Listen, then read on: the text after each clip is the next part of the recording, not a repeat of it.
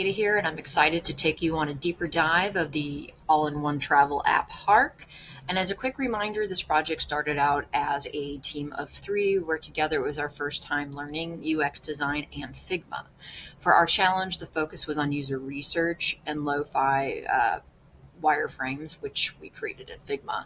In the summary video, you saw a slice of my Figma board, but here you can see the bigger picture. Design thinking isn't a neat 1, 2, 3 step process.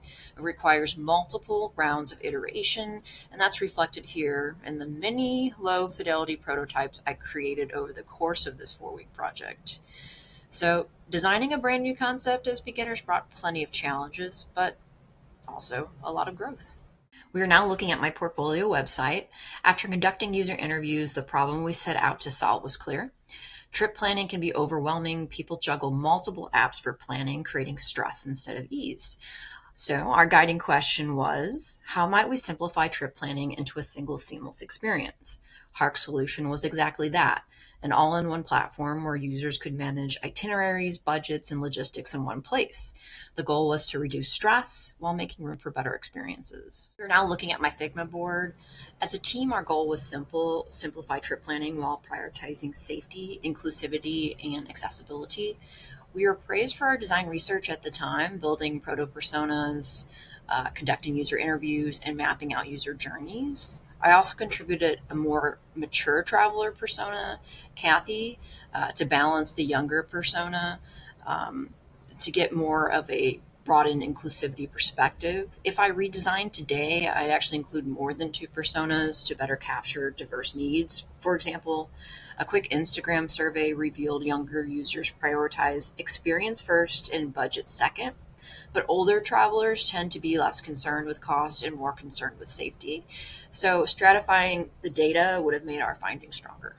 We're back on my Figma board. Since this was our first project, much of our energy went into journey-centric design. What you see here is a sample. The bottom row shows my team's original work, while the top row shows my redesigns for a cleaner look. The content stayed largely the same, but I refined the presentation. From our design research, a few insights stood out. Users wanted less stress and more confidence in planning. They needed clear expectations to avoid disappointing and unsafe destinations. And reviews often felt unreliable. With so many mixed reviews everywhere, people still had to choose. So HARK emphasized curated quality recommendations. This positioned HARK not only as a trip planner, but as a trusted guide to meaningful experiences, including staycations and weekend outings. We are now looking at my portfolio website.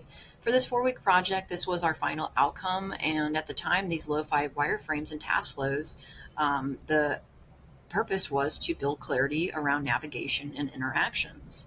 And as a first-time Figma user, we learned how to translate messy ideas into cleaner wireframes. While very much a learning process, it helped me connect research insights with interaction design. Even in this early phase, our team produced functional lo-fi prototypes testers could click through, so that was a pretty awesome accomplishment. We are looking at my Figma board here. I want to highlight one element in particular, the splash screens. These were originally my idea within the group, but over a year later, I revisit them independently to push my skills further. The sequence here shows the evolution from quick sketches to low fidelity, mid fidelity wireframes, and then finally high fidelity explorations. I feel like this shows my growth as a designer. Back in 2024, I didn't have the skill set or the time to fully realize them. But in this 2025 iteration, I evolved them from simple layouts into more intentional and emotionally resonant experiences. I also approach these splash screens from a systems thinking perspective. Rather than treating them as isolated visuals, I saw them as entry points into a larger emotional journey. By applying principles of emotional design, I wanted to create moments where users could viscerally feel the vibe of the trip, sometimes even discovering a mood or journey they didn't realize they needed until that design sparked it.